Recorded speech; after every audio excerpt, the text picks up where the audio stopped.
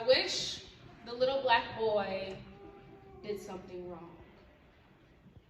I wish the police yelled freeze and the little black boy came barreling at him, aiming a gun at ease, actually life-threatening. So when the cops have to fight and the bullets take flight, no one has to hide and no one has to lie because the little black boy did something wrong this time.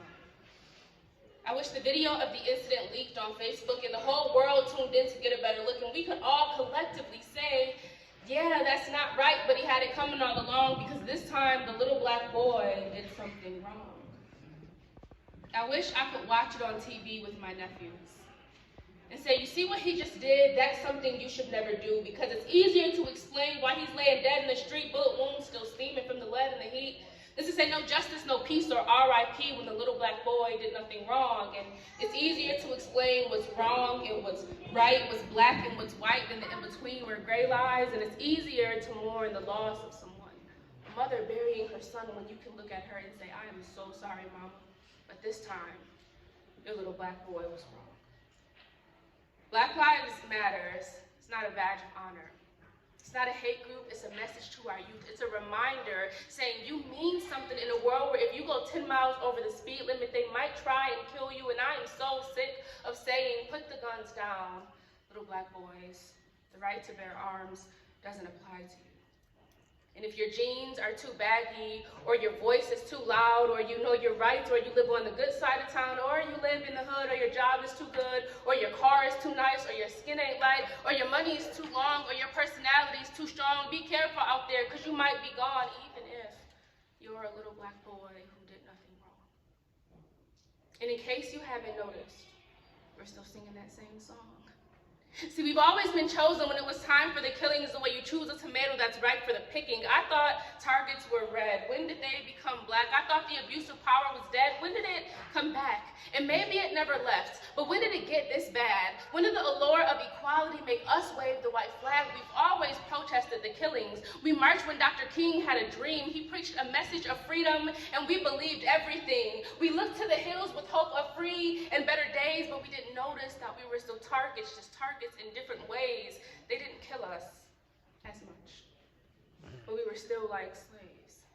And they used systematic oppression instead of whips and chains. They compared us to each other, like some were better, not the same. Like we weren't stuck on the same boat, like we didn't get here the same way. They locked us in cells and they threw the keys away. They left us broken in the hood. They didn't even need a grave. They sent us to the schools that were falling apart.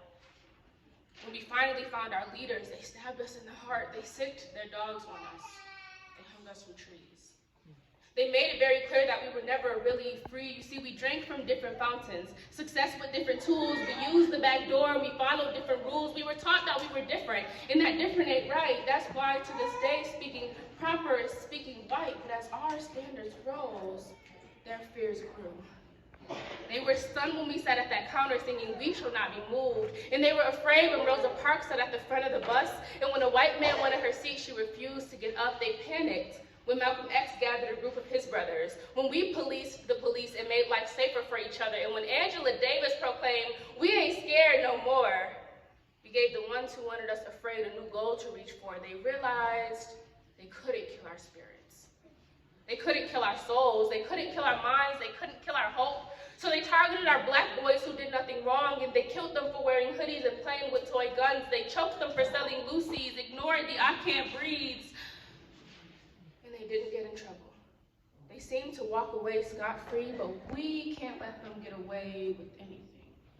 So while they target us as individuals, we have to build our team. We have to show our youth that they are worth something and teach them to aspire for more than a pair of Jordans or some bling. When you know better, you do better. So allow me to preach.